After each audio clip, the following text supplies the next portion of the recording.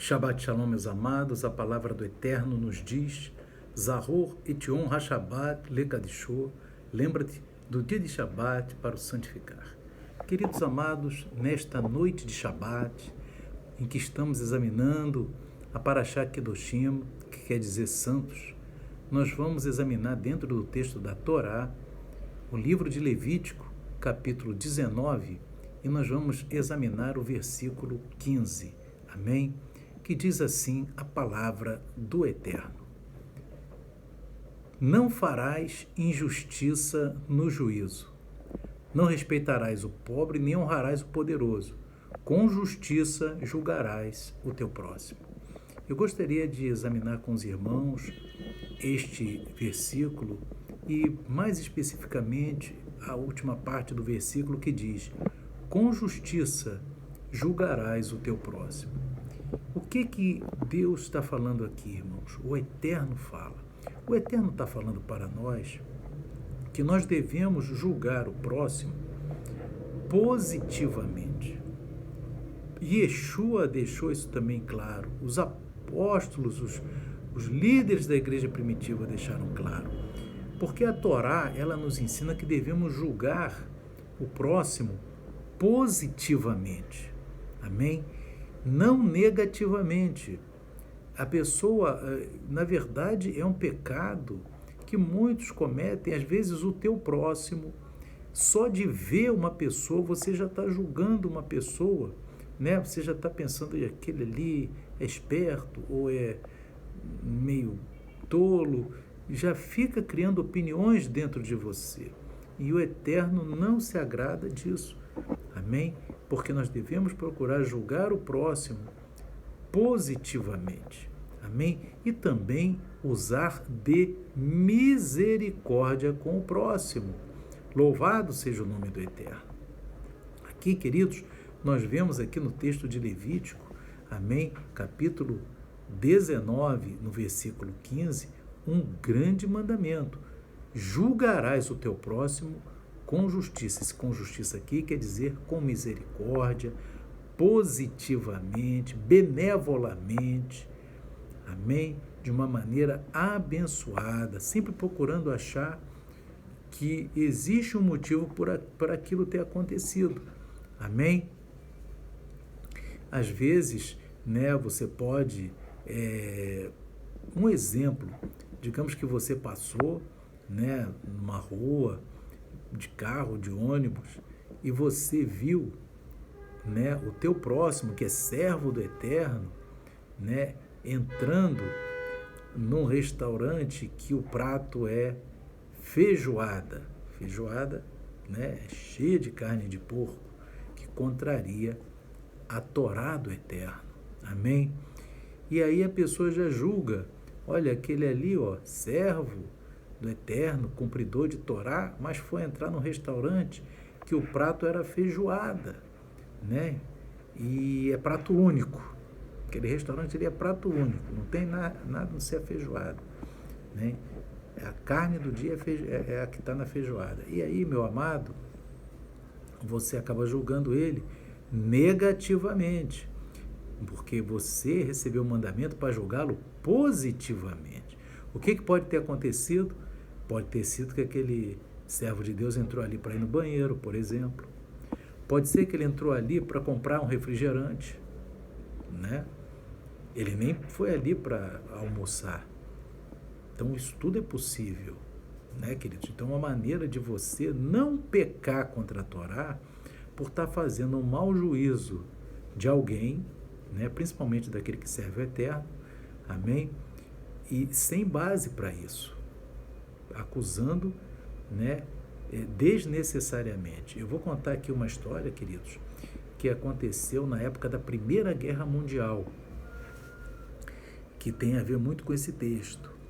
Na Primeira Guerra Mundial, né, lá em Jerusalém ainda estava sob o domínio do Império Otomano, dos turcos otomanos, amém?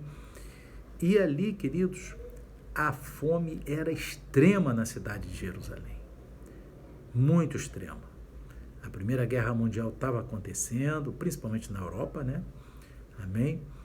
Entre Inglaterra, Alemanha, a Turquia, né? Império Turco Otomano, França, a Rússia também depois, enfim, estava a Primeira Guerra Mundial e como qualquer guerra, o fluxo de alimentos e de itens necessários à sobrevivência são escasseados e as populações de todo o mundo sofrem necessidades, né? Qualquer que seja a guerra, se for mundial, né, que estou falando, seja a Primeira Guerra Mundial, a Segunda Guerra Mundial, se tiver uma Terceira Guerra Mundial, todo mundo sofre. Amém?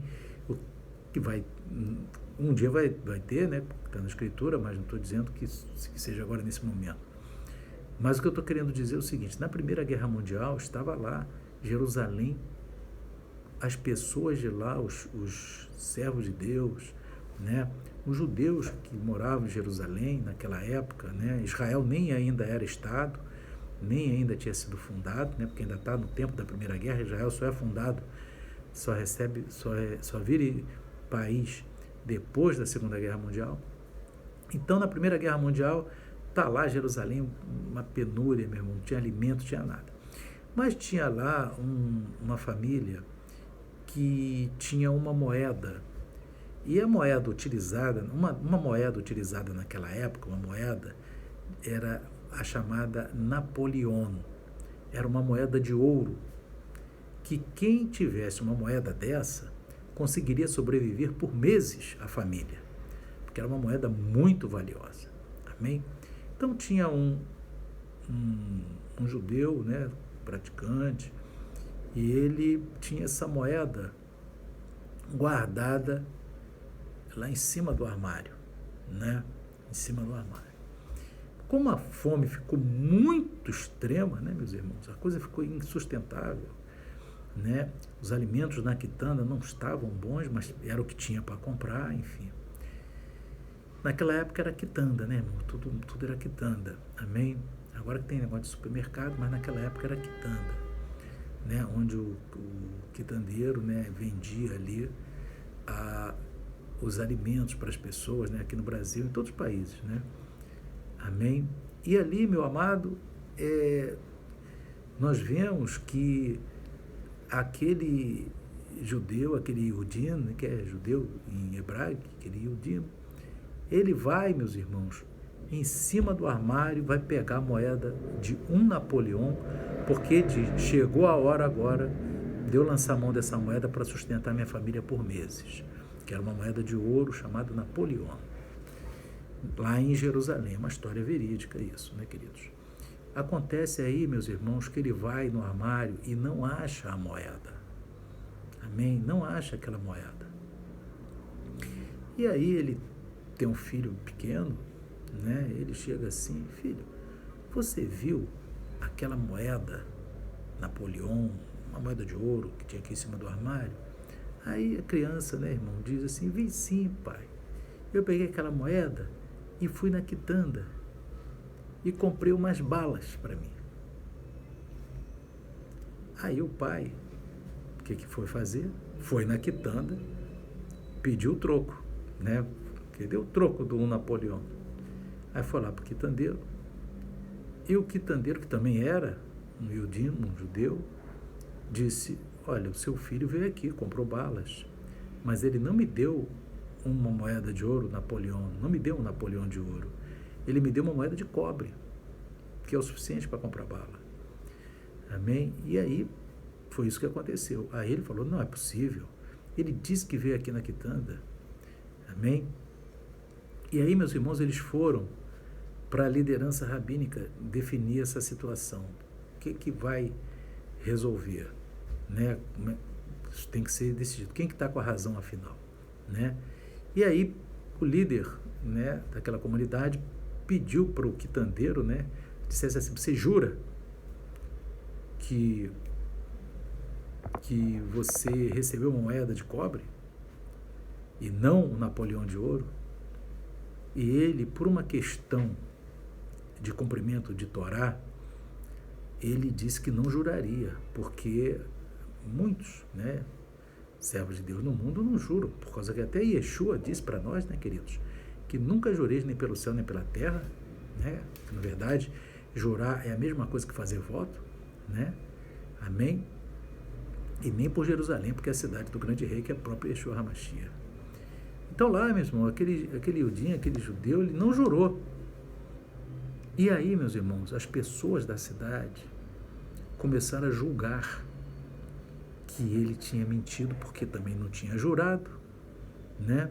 E que ele tinha pego Napoleão e disse que recebeu uma moeda de Napoleão de ouro e disse que recebeu uma moedinha de cobre que custava a bala, enquanto a moeda de ouro de um Napoleão pagava a despesa de meses daquela família, né? E ali, meu irmão, o que acontece, irmãos?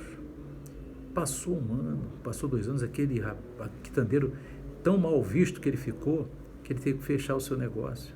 Olha só, e a guerra atravessando, né, os anos ali, a Primeira Guerra Mundial, foram 4 anos de guerra, né, irmãos? E foi terrível naquela época, né? E aí, meus irmãos, a situação ficou muito grave. Até que 2 anos, ainda no meio da guerra, 2 anos depois, o pai, cujo filho tinha ido comprar bala, né, está passando ali nas ruas de Jerusalém e é parado por um outro judeu que diz assim: eu peço que você me perdoe. E o que foi? É por causa que há 2 anos atrás o teu filho, né, estava aqui circulando na rua, né, e com um Napoleão de ouro, e eu estava com minha família totalmente sem nada por causa da guerra. E para salvar minha família, eu troquei com ele a moeda de um Napoleão de ouro por uma moeda de cobre. E fiquei com o Napoleão de ouro para poder sustentar minha família. E agora eu quero te devolver tudo isso, todo esse Napoleão de ouro que eu peguei do teu filho. Agora, meus irmãos, quem que vai prestar conta diante do Eterno de tudo isso que aconteceu? Quer saber a resposta? São todos aqueles que falaram mal do quitandeiro, que julgaram o quitandeiro negativamente, porque descumpriram a Torá do Eterno. Aquele homem que enganou o filho também vai responder também. Mas aqueles que pensaram mal do quitandeiro vão responder muito mais. Por quê, queridos?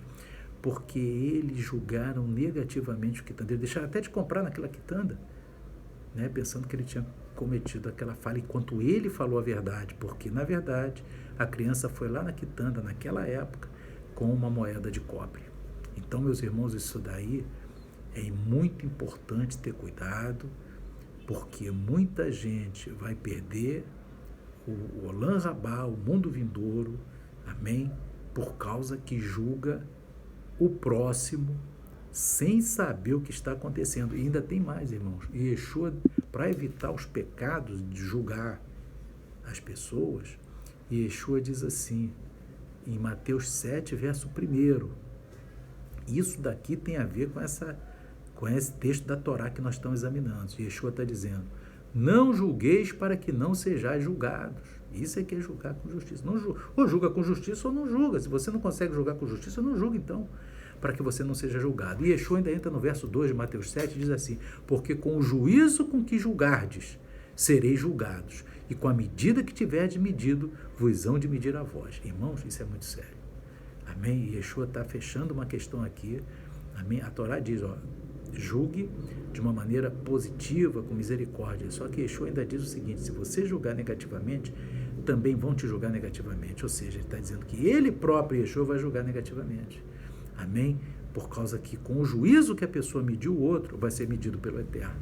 Então isso daí é muito sério. Amém? Veja que esse versículo da Torá de Levítico, capítulo 19, versículo 15, meus irmãos, é um versículo muito importante.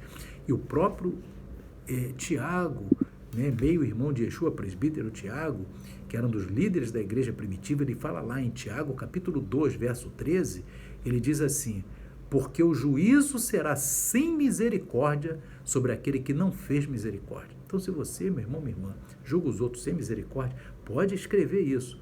O dia do teu julgamento vai ser sem misericórdia nenhuma do Eterno. Amém? Porque você não usou de misericórdia com o próximo. Você sempre foi ali, ó, entendeu? Com ira, com contenda. E Deus está dizendo, olha, o juízo será sem misericórdia sobre aquele ou aquela que não fez misericórdia. Amém? Então, irmãos, isso confirma o que Yeshua falou. Com a medida que a pessoa mediu o outro, será medido pelo Eterno. Amém? Então, a melhor coisa, julga sempre com misericórdia. Amém? Positivamente. Deixa que o Eterno cuida de tudo. Amém?